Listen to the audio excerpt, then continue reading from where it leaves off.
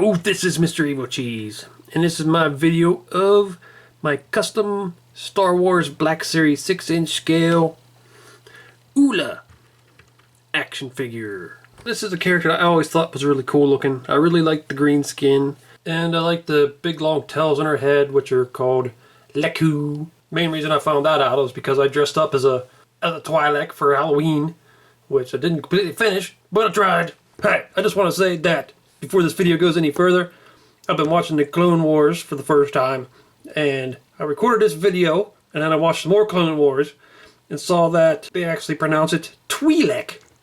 I always pronounce it twi'lek, but it's twi'lek apparently, so the rest of this video, I'm going to be saying twi'lek, so yeah, that's why, because I recorded it before I knew. But seriously, I thought it was twi'lek. I mean, it's not Luke Skywalker, it's Luke Skywalker, so why is it twi'lek? I don't know, the TWY just made me think twi, I don't know, whatever. But I always really liked twi'lek. I like Bib Fortuna, and I like the other twi'leks that have appeared in the other movies, and I just like that species. I think it's a cool Star Wars alien species, and that's why I like them, and she's like one of the first ones you get to see, at least the first female one you ever see. Bib Fortuna, I think, is the first one you actually see at all. And her character, even though she doesn't really say anything, at least in English, it's one of them things that's a memorable scene because she's very obviously a slave to Jabba, and she tries to fight back and is immediately killed, dropped into the pit, and fed to the Rancor monster, which is pretty messed up. That had to be a really shitty life. And also thought she was hot in some kind of weird way because, I don't know, like it's part of her outfit mostly, but I do like the green skin and then the weird tentacle things. I don't know, there's just something about it I like. And back when they made the 3 3/4 scale figures, don't remember, but I don't think they made one in the classic series. But then in the Power of the Force, they had that mail away where you can mail away and get her and a Salacious Crumb in a little box. And I still have them. I'll probably show them in this video. And I thought that was really cool. It's like you finally got a figure of her. And I hope they make her in the Black Series form, 6-inch scale, but I doubt they will because of the whole thing that happened with Princess Leia's slave outfit where people complained and apparently they're not gonna make figures of that anymore or something. I don't know. I think it's pretty messed up. I'm just guessing this figure's not gonna ever be made, or at least not anytime soon, and that's why I decided to make this one. And part of the reason is because I seen on the Star Wars action figure memorabilia page, there's a customizer on there named Kevin Watkins, and he made a custom Oola, which looks really awesome. And he used, I believe, a Marvel Legends Electra body. I'm not sure, but that's what it looks like because I have an Electra, and it looks like it's the same body. And he made a pretty decent Oola figure, and I thought, man, I need to try to do that. So I used a Marvel Legends body. I used a Spider-Woman body, which may have been a bad choice because of the color of her. Like, she's got that red suit, and it was really pain in the ass to cover that up. And then at the joints, you can still see little bits of the red in there if you look closely. So that may have been a bad choice. I had this one gray paint which covered it up pretty good, but still, like I said, at the joints it's still kind of noticeable. You can see if you look closely the sort of reddish color there. So maybe that wasn't the best one. No, I think Kevin sculpted his own head. I think. I haven't really talked to him about it, so I don't know, but I think he sculpted it. This one I bought online from a site that sells like 3D printed parts, and they had one of Oola. You can buy it in 6-inch scale or 7-inch. And well, obviously I got the 6-inch scale one, and I had to paint it though. It comes white. It's all white. So I had to paint all this on, which is a pain in the ass. That's probably one of the most intricate little things I've ever painted on a custom figure so far. Getting all that makeup and stuff around their eyes and everything. But I think it turned out pretty good. I'm pretty happy with it. The only thing that bothers me, it's not too noticeable, is the because it's 3D printed, you can sort of see the texture of the 3D printed plastic if you look closely, because this looks real smooth. When you look up there, you can kind of see the texture. But really, it doesn't bother me that much. It almost looks more realistic up here than it does down here because of that texture. I don't know. Yeah, overall I think it turned out really nice. I had some issues. The head sat down way too far because it came with a hole It came with like the hole that the peg goes into. And I had to drill it out of there because it just made her head sit down. It was down like, probably like that far. And I just thought that was way too far down on her head, on her body. It just didn't look right to me. So I actually had to cut up the Spider-Woman head. Cut it up until there was just this little peg hole thing left. And stuck it on there. And that's how I got it to fit more how I thought it should look. Like your head should be up just a little bit. I mean, it does kind of suck because you see more of the joint when you do that. But her neck doesn't look so short as it did with the other way around. The other issue I mentioned earlier is the joints. Now after I painted this, I put the clear coat on, a couple layers of clear coat so the paint didn't rub off. But the joints, it didn't help. I'd move the joints and the paint would just come right off. It would scrape off. So I looked online how to fix that, and how you fix that is you got to take a Dremel and Dremel that in so that it doesn't hit as much, or it doesn't hit at all. And now the paint doesn't hit this arm piece when I move it. And that's how I got that to work. I had to do that at the shoulders, had to do that at the neck, the elbows, the wrists. The knees seem to be okay so far, but I also had to do it down at the ankles. I had to do all that dremeling so that would work and not scrape off the paint when I moved her around. There's still some places where I think it might scrape off, like inside of there when I move her arm around like this. It's probably going to eventually wear off if I move her around too much. Another issue I had is this netting. I thought that would be super easy to put the netting on, but one thing is up here, it's hard to get that to stay in the right place. I'm probably going to fix it eventually. I just haven't got around to it. You know, the netting don't want to stay on her and fit exactly like it does on the actress in the movie. And down here I also need to fix the pant legs because you can see one's longer than the other, one sticks out wider than the other. It's not too noticeable unless you point it out like I just did, but I think it turned out pretty good with the netting. As you can see on the Spider-Woman figure, she has boots on, and Oola's not supposed to be wearing boots, so I had to cut the feet up on this, and then after I cut it up with a Dremel, I had to sculpt the toes on, which was kind of difficult, but got done. So that was really the only hard pain in the ass things I had to deal with this. The other stuff was just a little more simple. Like I use little hair rubber bands to wrap around here. I have a whole package of them because rubber won't last forever. These will eventually break, but it'd be easy to just stick them on again. I use string here. This is actually a balloon. Her thong was made of a black balloon, and that's how that's on there. I had to cut that up. You can see it's a little bit sloppy, but if you look at pictures of Oola, her costume is a little bit sloppy, so that kind of works. Oh, and the reason I picked this Spider-Woman figure as the body is it's kind of short. Because I've noticed, even though Hasbro makes the Marvel Legends and the Star Wars Black Series, it seems like their Marvel Legend figures are just a little bit taller than the Star Wars figures. And there was another body I would have rather used, but it would have made her too tall. She'd have been taller than almost everybody. I mean, not like Chewbacca, but like taller than Han, and just people she's not supposed to be taller than. So this is a little better.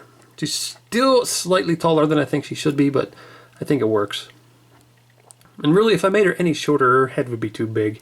It's another thing. I think this head should have been scaled down just a little bit smaller. But still, I think it works. It'd also be cool if these tendrils are made out of soft plastic or like a rubbery plastic. Or even bendable. That would be awesome. But that's asking a little much. Down here at her feet, she has like these sandals on with all these little straps. And at first I was thinking, am I really going to try to sculpt all them tiny little things on there?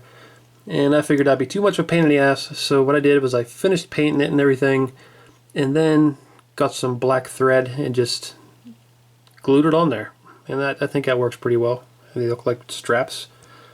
I think it'd have been much easier than trying to sculpt the tiny little straps on there. I actually just realized that I'm forgetting a piece that actually covers up this ugly joint. She wears a collar, and I do have a collar, but I completely forgot about it because I was working on her just days ago and had the collar off and forgot to put her back on. So I guess I should find that and put her back on. Alright, so there she is with her collar on. Now the collar is another part I'm not too happy with yet. It doesn't look exactly like how it's supposed to look. I just tried to make something that could be temporary until I find something better. I thought for sure I'd find something in the craft store, because they have all these little things you can use to make, I don't know, bracelets, or I don't even know what the hell you use them for, some kind of jewelry. I figured they'd have something in about the right shape, and they do, but not the right size. There's a couple things there that'd be perfect if they were just scaled down, and they probably do exist. I just haven't been able to find them. I do like that it covers up that nasty looking joint, so that's pretty awesome. And there's a little string I use as a rope, and she does have a rope, not a chain. So, and there's the length I made the rope. So let's look at her outfit a little closer. See, like the netting comes down the inside of her thighs, then onto her knees, and that's where they kind of start to spread around all the way around her legs, her lower legs. And then they go up here and kind of split, go over her boobs, wrap around on the back, come down like that. Oh man, this is coming out from underneath of there. See, that's why I need to get this fixed and glue it someday. And up on her head. I read something in a book somewhere that male twi'leks, like Bib Fortuna, have ears. Female twi'leks have these things, which I guess they can hear out of somehow. Yeah, her makeup was a pain in the ass. Getting them lips on there straight and not messed up, and yeah, that was a pain in the ass. No, I guess I could show articulation. It's basically got the articulation that that Spider-Woman figure has, but chances are you haven't seen my review of that figure, so you're not going to know. And also, it's a little different with the head, because these leku, or tails, hinder differently than the hair. Actually, I think they hinder less than the hair did on that Spider-Woman figure. But you can see her neck, her head spins kind of loose. So that's one thing that I might need to fix. It wouldn't be too difficult to fix that, really. Maybe just some glue in there to make the peg thicker. But you can see the head pretty much spin all the way around. And then there's the joint there, which might be hindered by their neck, by her collar. But not really, she can look down. Can she look up? Oh, that's one thing. If you want her to look up, her tails do kind of block that. So that's one thing. Now the shoulders, arms can go up like that, go out like that. There you can see where there's a little bit of the paint getting rubbed off, but it's not too bad. Because I'm probably not going to have her in a position like that. Although, she does dance, so I might have her in a dancing position. But I'll just make sure that's covered up when I do. Then down at the elbows, it spins there. You can see there's some more spots that there's a little bit of a area where you can see paint rubbed off. But still, it's not too bad. The wrist can spin. And there's also a hinge joint there too. Then, uh-oh, her nipple's showing. That's one thing I think I'm going to do when I finish this, is I'm going to glue this in place so it doesn't come off. But I don't want to glue it until I get this fitting the way I want it. There at the torso, you can see it can spin. But you might not want to spin too much. At least not right now, because like, it's going to make her nipples pop out. And I did paint the nipples, as you can see, because if you watch the old movies, you can actually see her nipples through it. So I wanted to make it accurate, and maybe I'm a little bit of a perv. So down at the hips, you do a split about that far. It's not hindered by anything. That's just how far the Marvel Legend figure goes. Then here at the thigh, it spins. Might be a little limited. I mean, you don't want to spin it all the way around, or you're going to twist the netting. But it goes about as far as you should want it to go. Then at the knee, it's got double jointed knees. And like I said, it doesn't really scrape off the paint at the knees for some reason. I don't know why. Then right there's a cut. Down at the ankle, there's the hinge joint. And also the tilt. So, articulation's pretty good on her. I'd say the only real hindrance is you can't make her head go back too far. But it's probably not something you really want to do anyway, unless you got her doing some kind of crazy dance pose. Oh, another thing I want to mention is, with the paint, is the skin color. I made it like a yellowish green, but I think mine is slightly more on the green side than it should be. In the movie, her skin is a little bit more towards the yellow than mine is. But I kind of like the more green, so I didn't try to fix it.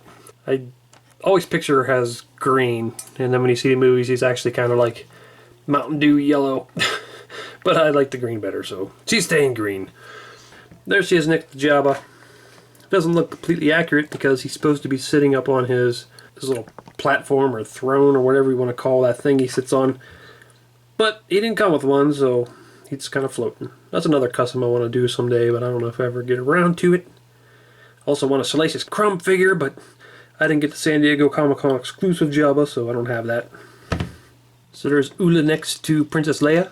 You can see Leia's quite a bit shorter than her, but this is probably one of the shortest human figures they have made in the Black Series, 6-inch scale. Yeah, in the movie, Leia ends up replacing her after she gets eaten, and Leia gets captured. Here's Rey. You can see Rey's pretty close to her height, a little bit shorter, especially since she's got her tail sticking up in the air. So yeah, I think she's a little taller than she should be, but it's not too bad. Boba Fett's also in that scene, hitting on all the girls, so there you can see them next to each other. He probably isn't hitting on Oola. He might get in trouble for that. There she is next to the Rancor. Now this is for the 3 3/4 scale figures. Well, it's still pretty damn big, so it's still a giant next to her. And there she is meeting her final fate. Launch for the Rancor. And here's Oola next to Ahsoka Tano from Rebels and Clone Wars. She's not a twi'lek, she's a different species, but it is a similar species to the twi'lek because she has tails. She has tails on her head, kind of like the twi'leks have. Now here's that 3 3/4 scale figure I ordered so long ago from the Power of the Force line of Oola that came with Salacious Crumb. And you can see her skin's a lot more towards the yellow than mine is. And I think I think hers might be a little too yellow. I think the color should be kind of in between these two. For as tiny as this figure ain't bad. And I do like that it's got rubbery tails. You can't pose them or anything, but I do like that they're rubbery. You can see their costumes are pretty close. Like the only part where they have real netting is down here at the ankles where it's real baggy. So yep, I really want them to make a 6-inch scale version of her. I mean, I got my own now, but I imagine it'll be a little more sturdier than mine is because I'm just afraid the paint's going to scratch off or the clothes are going to rip. I don't know. Who knows? Mine might end up being better than the one they would make. I don't know. And here is the Funko Pop Oola. Now here's where I think this color is about right. Like it is kind of in between these two. Just a little more of a mixture of yellow and green than... It looks like it's in between these two colors. Oh no! I did buy a second Spider-Woman, so I still had it after I converted it into Lula, but that's good because then you can see a comparison of what it used to look like compared to what it looks like now. And there's the back. Well, I'm glad I'm pretty much done with this figure.